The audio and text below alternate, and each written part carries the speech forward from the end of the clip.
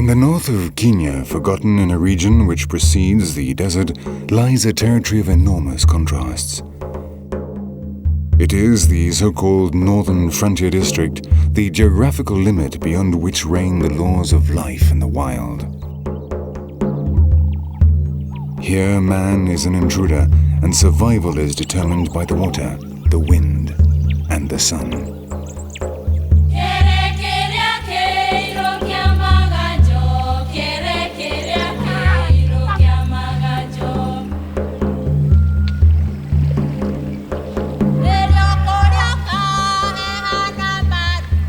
In the heart of this unforgiving land stands the Shaba Reserve, a place of biological endemisms, a haven for wildlife at the edge of a blazing desert.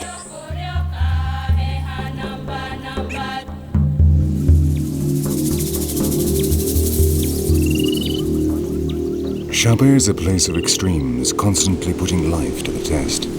Severe droughts alternate with tremendous floods, turning the savannah into a hell which generates paradises. A land of contrasts where the harshest rigours give rise to the most beautiful works of nature.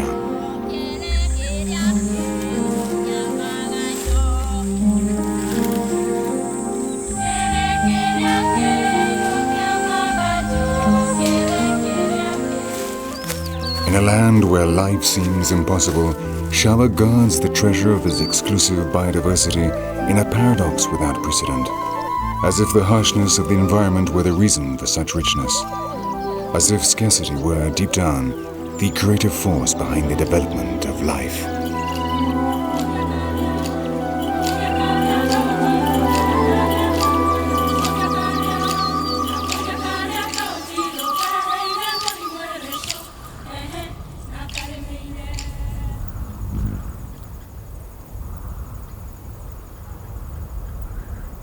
The Danish writer Karen Blixen wrote, "Africa teaches you this, that God and the devil are one and the same." And in the Kenya that she loved and immortalised in her novel Out of Africa, no other region demonstrates this to quite the same extent as Shaba.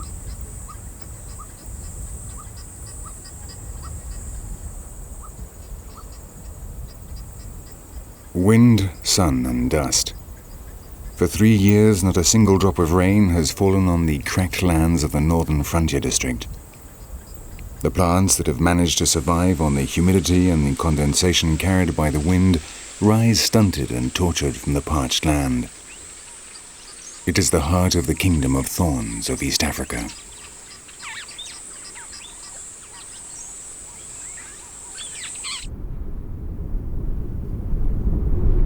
The natives call this region Najika, the wild, desolate region. But even in this time of prolonged drought, life clings on in Shaba.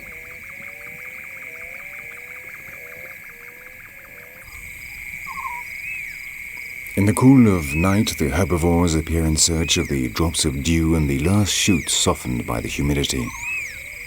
But thrice now the rainy season has failed to appear, and vegetation is virtually non-existent.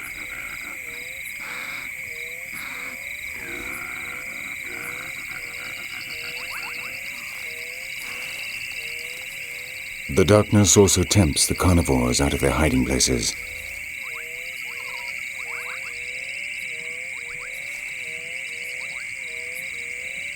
Every day the drought claims more victims from among the exhausted animals, and the inhabitants of the shadows seek out the flesh and blood of the dead bodies in order to survive.